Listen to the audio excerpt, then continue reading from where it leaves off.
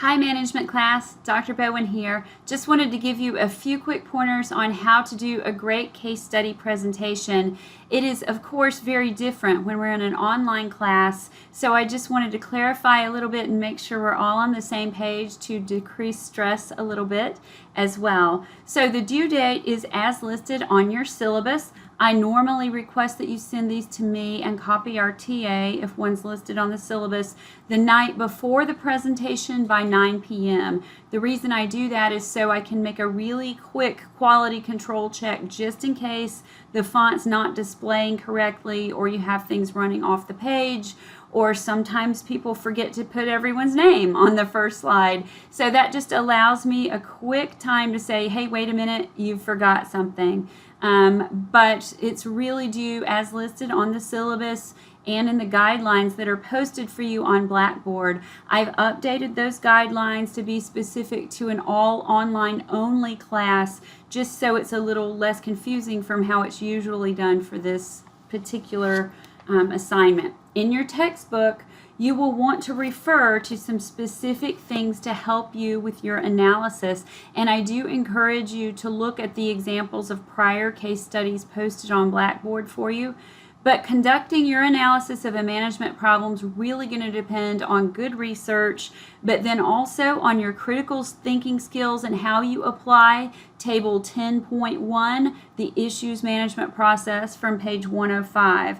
I would spend some time walking through that and really understanding what the management problem is and how it could have been prevented by doing issues management. Secondly, you probably want to look at Table 11.2, the deontology analysis figure that's on page 130. That will help you understand the ethical ramifications, because almost all of these cases, I would even venture a guess to say 99.9 repeating, have an ethical component. So think about that as well. And then finally, I want you to use the generic principles of excellence in determining how the response should have been and could be better if you had been on the case. So that is 12.2 is the table number. I believe it's page 138. So think about that. Which of the principles were missing? The case may have some of the important components, but may be missing a few vital considerations.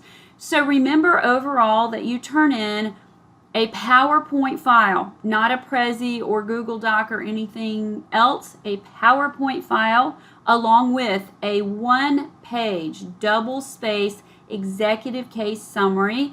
It has to list everyone's name that's in the group, has to give me the title of the case, and a brief overview of the management problem and how you would solve that problem.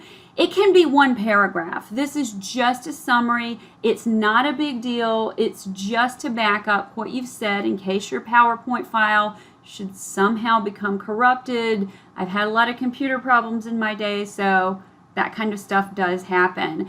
The third thing you will turn in at your leisure is going to be an evaluation of your teammates. That's individual. The form is on Blackboard under Course Docs, and you can send that to me privately. It's not a team form, it's individual, just to let me know your assessment of how everyone did, but I'm asking for that before the last week of this semester, just to give you some time to complete it. So specifically on the PowerPoint, a quick note about narration or using notes. If you want to narrate the file, you absolutely can. Some teams choose to have each person narrate the slides they created by passing the file back and forth. Other teams have had problems doing that because of file size.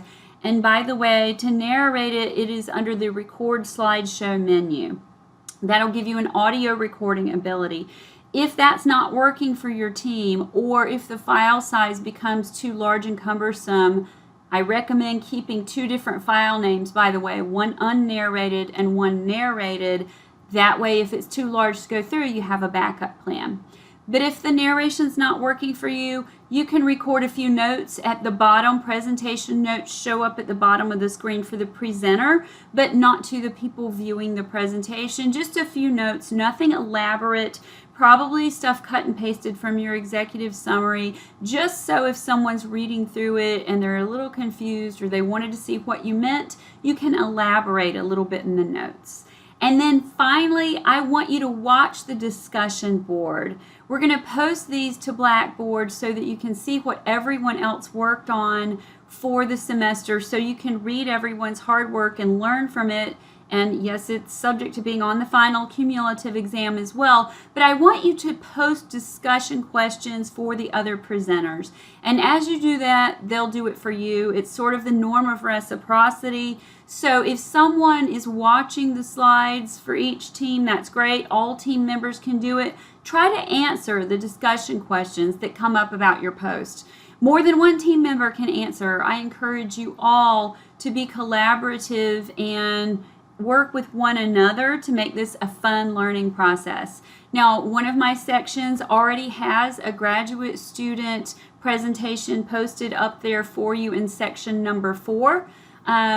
The graduate students are sending things in earlier than the rest of the class, so you may see their presentations a little bit ahead of yours.